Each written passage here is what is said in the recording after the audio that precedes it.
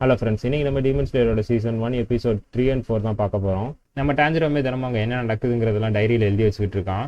நெசுகோ எப்பயுமே தூங்கிக்கிட்டே தான் இருக்கா. கொஞ்சம் நெசுகோவை பற்றி வருத்தப்பட்டு தான் இருக்கான். இப்போ கொஞ்சம் ரொக்கடாக்கியும் சரிவா ட்ரைனிங்க்கு கிளம்பலாம்னு சொல்லி கூட்டிகிட்டு போகிறாரு. டீமன் ஸ்லேயர்ஸ் இவங்க அன்அஃபிஷியலாக கவர்மெண்ட்டுக்கு தெரியாமல் பல்லாயிரம் வருஷமாக இந்த டீமன்ஸ் எல்லாம் கொண்டுகிட்டு இருக்காங்க. இந்த டீமன்ஸ்லாம் ரொம்பவே ஸ்ட்ராங்கான கிரியேச்சர்ஸ்.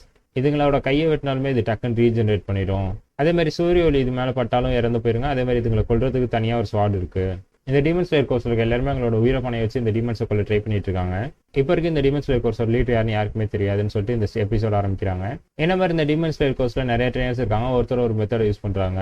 நீ இந்த டீமன் ஸ்லேயர்ஸ்ல ஒருத்தர் ஆகணும்னா மவுண்ட் ஃபுஜில அவங்க வைப்பாங்க கடைசி டெஸ்ட், அதில் நீ பாஸ் ஆகணும். நான் உனக்கு அதுக்காக ட்ரைனிங் கொடுக்குறேன்னு சொல்லிட்டு அவரும் ட்ரைனிங் கொடுத்தாரு. நானும் போப்போ அங்கே இருக்க எல்லா ட்ராப்ஸும் ஈஸியாக கடந்து வந்துட்டு இருந்தேன். அப்புறம் தான் போப்போ அது கொஞ்சம் கொஞ்சமாக கஷ்டமா வச்சு அவர் டூப்ளிகேட்ஸ் ஃபேக்கானதெல்லாம் எடுத்துட்டு ரியலான கத்தியெல்லாம் வச்சாரு. என்னை கொல்ல போறாருன்னு சொல்லிலாம் நான் பயந்துருக்கேன். அப்புறம் கையில் ஒரு ஸ்வாடை கொடுத்துட்டு ஓட சொன்னாரு. அப்போ நான் எல்லா ட்ராப்ஸ்லையும் மாற்றிக்கிட்டேன். அந்த ஸ்வாடு கொஞ்சம் வெயிட்டாக தான் இருந்தது.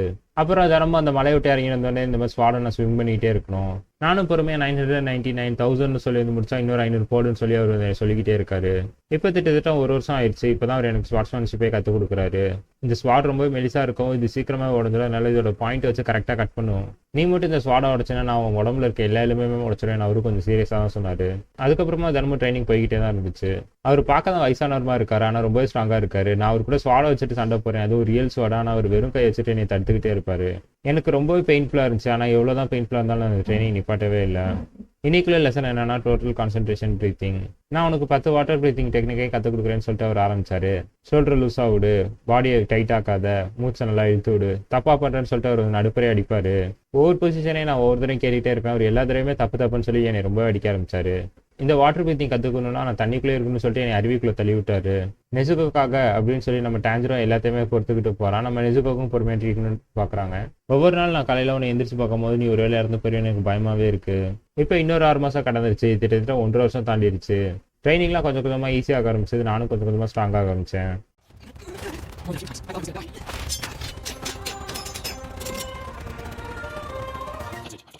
திடீர்னு ஒரு நாள் உரக்கடாக்கி கூப்பிட்டு எனக்கு தெரிஞ்ச எல்லாத்தையுமே நான் கற்றுக் கொடுத்துட்டேன். இதுக்கப்புறம் உன் திறமை வச்சு நீயே தான் இம்ப்ரூவ் ஆகணுன்ட்டாரு. இப்போ என்னை ஃபாலோ பண்ணணும்னு சொல்லிட்டு ஃபர்ஸ்ட் சீனில் கூட்டிகிட்டு போன மாதிரி இப்போ என்னை ஒரு இடத்துக்கு கூட்டிகிட்டு போனாரு. அந்த இடத்துல ஒரு மிகப்பெரிய பாறை இருந்துச்சு. இதை அவன் ஸ்வாடை வச்சு 2ஆ வெட்டு அப்படின்னு சொல்லிட்டு அவர் அந்த இடத்துல இருந்து போயிட்டாரு. இதை நான் எப்படி கத்துறதுன்னு கேட்கறதுக்குள்ள அவர் போயிட்டாரு. இப்போ அப்படியே பிஜிஎம்ல ரைஸ் ஆகுது. சரி இதை நம்ம வெட்டலாம்னு சொல்லிட்டு இவனும் போய் அடிக்கிறான். பார்த்தா இவன் பாடிலாம் ஷேக் ஆகுது. என்னதான் அவனால அந்த பாறையை வெட்ட முடியல. அவனும் ஆனால் தினமும் ட்ரைனிங் கண்டினியூ பண்ணிகிட்டே தான் இருக்கான். நானும் அவர் சொன்ன எல்லா ட்ரைனிங் கரெக்டாக தான் எடுத்துட்டு இருக்கேன். ஆனால் என்னால் இப்பயுமே இதை வெட்ட முடியல. என் கையெல்லாம் காய்ச்சி போயிடுச்சு. எனக்கு ரத்தமா இருக்கு. எனக்கு கையெல்லாம் மரத்து போயிடுது. ஆனால் என்னாலும் இந்த ட்ரைனிங் நான் விடக்கூடாதுன்னு சொல்லி தினமும் ட்ரைனிங் எடுத்துக்கிட்டே தான் இருக்கான். இதுக்கு மேலே எனக்கு என்ன பண்ணுறதுன்னு தெரியலன்னு சொல்லிட்டு தலையப்பட்டு அந்த பாறை மேலே முட்டிட்டு இருக்கான். அப்போ திடீர்னு பார்த்தா பாறை மேலே இன்னொரு மாஸ்க் போட்ட பையன் வந்து உட்காந்துருக்கான். நீ ரொம்பவே வீக்காக இருக்கான்னு சொல்லிட்டு அவனும் இப்போ டான்ஜிரோ வந்து அட்டாக் பண்ணுறான். நீ ஒரு டீமன் ஸ்லேயர் ஆகணுங்கிறான். ஆனால் நீ இவ்வளோ வீக்காக இருந்தால் ஒரு டீமன் ஸ்லேயர் ஆகவே முடியாதுன்னு சொல்கிறான். நான் தினமும் ட்ரைனிங் எடுத்துக்கிட்டு தான் இருக்கேன். நான் அவனு சும்மா சொல்லலைங்கிறான். அப்போவா மோதி பார்த்துடலாங்கிறான். ஆனால் உங்ககிட்ட ஒரிஜினல் ஸ்வாட் இல்லையே, நான் அவனை காயப்படுத்திட்டேனான்னு சொல்லி கேட்குறான்.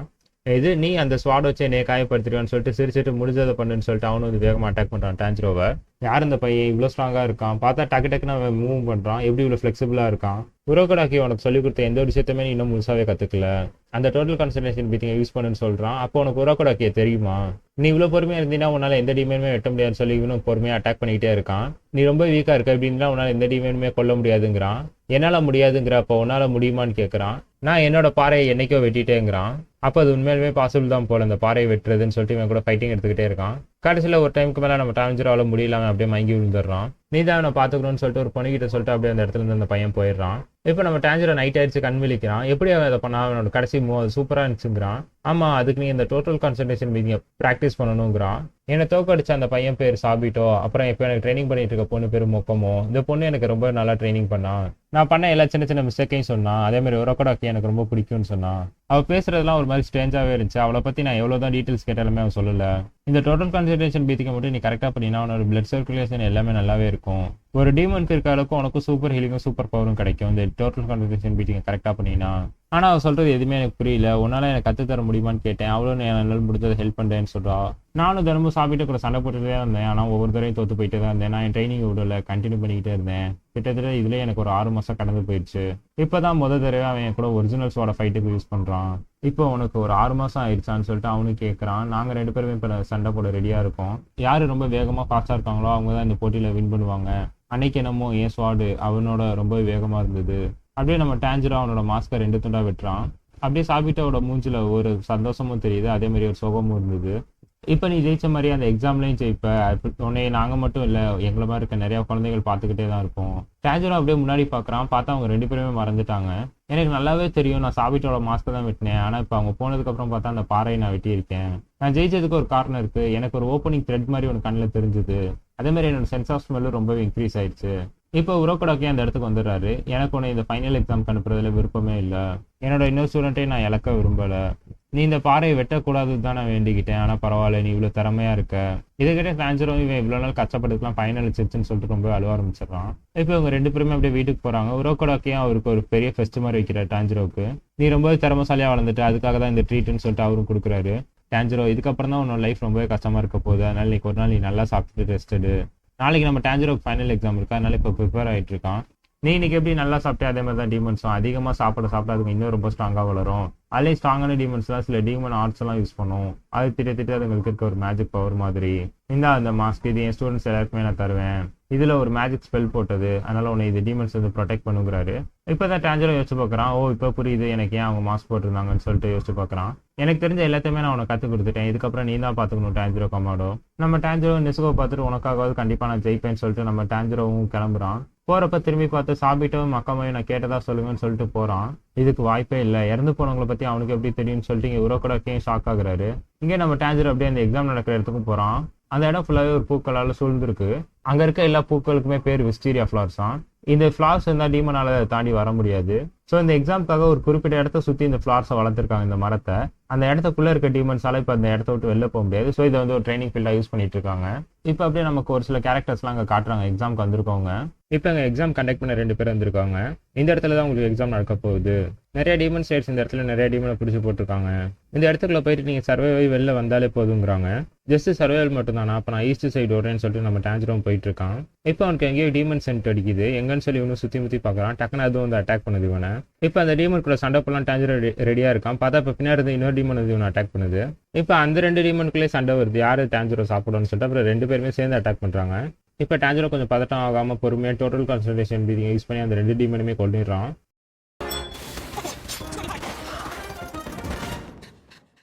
நானும் 2 டீமனை கொண்டுட்டேன், என் ட்ரைனிங் எதுவுமே வேஸ்ட் ஆகும்னு சொல்லிட்டு அவனும் ஆனந்த கண்ணீர் வெடிக்கிறான். மாஸ்டர் சொன்ன மாதிரியே தான் அந்த ஸ்வாட் வச்சு வெட்டினா ஒரு எலும்பு கூட மிஞ்சாது போல இருக்குன்னு யோசிக்கிறான். இப்போ மாஸ்டர் சொன்னதை யோசிச்சு பார்க்குறான். டீமன்ஸோட கழுத்து தான் அதோட வீக்கான பாட்டு. அதை நீ நார்மல் ஸ்வாட் வச்சுன்னா வெட்டினிலாம் ஒன்றும் வேலைக்கு ஆகாது. இந்த நிச்சரின் ஸ்வாட் மட்டும் தான் அங்கே வேலைக்கு ஆகுங்கிறாரு. டீமன்ஸ்க்கு சன்லைட்னா ஆகாது, அந்த சன்லைட்டை வச்சு தான் அந்த ஸ்வாடையை மேக் பண்ணியிருப்பாங்க. இப்போ டேஞ்சரோ அந்த 2 டீமனுக்கு ரெஸ்ட் இன் பீஸ் சொல்லிட்டு அடுத்தடுத்துக்கு மூவ் பண்ண பார்க்கறான். இப்போ அவனுக்கு இன்னொரு பிளட் ஸ்மெல் அடிக்குது. பார்த்தா அந்த டீமனை பார்த்ததுக்கே ரொம்பவே பயப்படுறான். இப்போதான் அந்த டீமனையும் காட்டுறாங்க. அந்த டீமன் ரொம்பவே பெருசா இருக்கு. இப்போ இந்த சைடு சாபிட்டோ கிட்ட காட்டுறாங்க. டேஞ்சரோவால அவனை கொல்ல முடியுமான்னு சொல்லி கேட்கறா. இல்ல, அதுக்கு நம்ம பொறுத்து தான் பார்க்கணும்னு அவனும் சொல்றான். இதுக்கு நான் இங்கே சைன் அப்பே பண்ணல, இங்க எவ்வளவு பெரிய டீமன் இருக்குன்னு யாருமே என்கிட்ட சொல்லலன்னு சொல்லி அங்க ஒருத்தன் கத்திக்கிட்டு இருக்கான். இப்போ இந்த டீமன் அங்க கையில வச்சிருக்கான முழுகிட்டு அது இன்னும் கொஞ்சம் பவர்ஃபுல் ஆகுது. இப்போ இந்த பையனை இந்த டீமன் பிடிச்சிருது. இதெல்லாம் பார்த்துட்டு நம்ம டேஞ்சரை நான் தான் அவனை காப்பாற்றணும்னு சொல்லிட்டு water breathing second form use பண்றான். வாட்டர் வெயில்னு ஒரு ஃபார்மை யூஸ் பண்ணி அந்த டீமனோட கையை வெட்டி அந்த பையனை காப்பாற்றுறான். அந்த டீமன் டேஞ்சரை பார்த்தானே, ஓ அந்த மாஸ்க் பசங்களா, இப்போ இது என்ன வருஷம்னு சொல்லி கேட்குறான். நம்ம டேஞ்சரை வருஷம் சொன்னோன்னே, ஓ இவ்வளோ வருஷம் ஆயிடுச்சா. இப்போ அந்த டீமனுமே கத்துது, 47 வருஷம் ஆயிடுச்சா, உரோகோடாக்கி உன்னை சும்மா விட மாட்டேன்னு. டேஞ்சரும் கேட்குறான், உரோகோடாக்கி உனக்கு தெரியுமான்னு. ஆமா எனக்கு தெரியும், அவன் தான் என்னை இங்கே பிடிச்சி போட்டான்னு சொல்லி சொல்லுது அந்த டீமனும். அப்போ பின்னாடி இருக்கவனு கத்துறான், இதுக்கு வாய்ப்பே இல்லை, டீமனாலாம் 47 வருஷம்லாம் எப்படி உயிர் வாழ முடியும்னு. நான் திட்டத்திட்ட 50 பசங்களை சாப்பிட்டேன், அதுலேயும் 13, 14, 15, ஏய் நீ 14வது ஆள் அப்படின்னு சொல்லி சிரிக்குது. என்னது 14ன்னு சொல்லி இப்போ டேஞ்சரும் கேட்குறான். உரோகோடாக்கியோட ஸ்டூடெண்ட்ஸை நான் சாப்பிட்டதுன்னு சொல்லி இந்த டீமன் சிரிக்குது. நான் கடைசியாக சாப்பிட்ட 2 ஸ்டூடெண்ட்ஸ் வந்து ஒரு பூ படம் போட்ட ஒரு பொண்ணும் அப்புறம் மூஞ்சில மாஸ்க் ஒன்ன மாதிரி தான் ஸ்கார் இருக்கும் அவனுக்கு, அவனை தான் சொல்லி சிரிக்குது அந்த டீமனும். இப்போதான் நம்ம டேஞ்சருக்கும் புரியுது, அப்போ அவங்க 2 பேரும் இறந்து போயிட்டாங்களான்னு. ஆக்சுவலி நான் அந்த மாஸ்கை வச்சு தான் இந்த உரோகோடாக்கி ஸ்டூடெண்ட்னே நான் கண்டுபிடிப்பேன். உன்ன மாதிரி தான் அந்த பொண்ணும். இந்த மாதிரி கதையை சொன்னே ரொம்பவே டென்ஷன் ஆனா, அவளோட கை கால்லாம் நான் தான் பிச்சு தின்னேன்னு சொல்லி சொல்லுது. இதெல்லாம் பார்த்துட்டு இந்த சாபிட்டும் டேஞ்சரோ இப்போ இதை பத்தி டென்ஷன் ஆகுறதுல வந்து எந்த பயனுமே இல்லை, நீ வந்து பொறுமையா அந்த டீமன் மேல ஃபோக்கஸ் பண்ணுங்கிறான். பார்த்தா இப்போ டேஞ்சரோ டென்ஷனாக அந்த டீமன் அடிக்கேன்னு சொல்லிட்டு அடி வாங்கி மயக்கம் போட்டுடுறான். இவன் கூட இருந்தா இந்த இன்னொரு டீமன் ஸ்லேயராக ட்ரைனிங் எடுக்க வந்தவனும் நான் அதை பிடிச்சா போதும்னு சொல்லிட்டு ஓடிடுறான். இப்போ இந்த டீமனை வச்சுக்கிட்டே நான் உடனே கொண்டுட்டேன்னு தெரிஞ்சா அவன் எப்படி இன்னும் வருத்தப்படுவான்னு சொல்லி நான் பார்க்கணும்னு சொல்லிட்டு அந்த டீமன் கொள்ள வருது. இப்போ பார்த்தா டக்குன்னு டேஞ்சரோட தம்பி வந்து டேஞ்சரோ எந்திரி அப்படின்னு கத்துறான். இதை கேட்டோன்னே டேஞ்சரோ எந்திரிச்சு அந்த அட்டாக்கை டால்ச் பண்ணிடுறான். பொடி போய் அவனுக்கு இன்னொரு விஷயம் தெரியுமா, உனக்கு முன்னாடி என்னை ஒருத்தன் கொல்ல வந்தான், உரோகடாக்கி ஸ்டூடெண்ட், அவனோட பிளேடு தான் 2 வெட்டிடுச்சு, ஆனா என்னை அவனால எதுவுமே பண்ண முடியலன்னு சொல்லி சிரிக்குது. அவன் பிளேடு 2 உடனப்ப நீ அவன் மூஞ்ச பார்த்துருக்கணுமே, அவ்வளோ இதா இருந்ததுன்னு சொல்லி சிரிக்குது.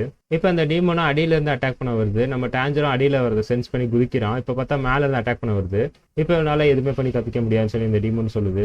டேஞ்சரோவால அவன் கழுத்தை வெட்ட முடியுமான்னு சொல்லி அந்த பொண்ணு கேட்குது. எனக்கு அது தெரியலன்னு சொல்லி சாப்பிட்டோம் சொல்றான். ஆனா இங்க இருக்கிறதுல பெரிய பறவை தான் அவன் வெட்டியிருக்கான்னு சொல்றான். இப்போ டேஞ்சர் அந்த கையை யூஸ் பண்ணி அப்படியே பொறுமையா வெட்டிட்டே வரான். இப்போ அந்த டீமன் யோசிக்குது, எப்படியா இருந்தாலும் இவனால என் தலையை வெட்ட முடியாது, நம்ம அதுக்கப்புறம் இவனை சாப்பிடலான்னு. இப்போ டேஞ்சர் கண்ணுக்கு அந்த ஓப்பனிங் த்ரெட் தெரியுது. இதை பார்த்தோன்னா இந்த டேஞ்சரும் அதோட தலையை வெட்டுறான்.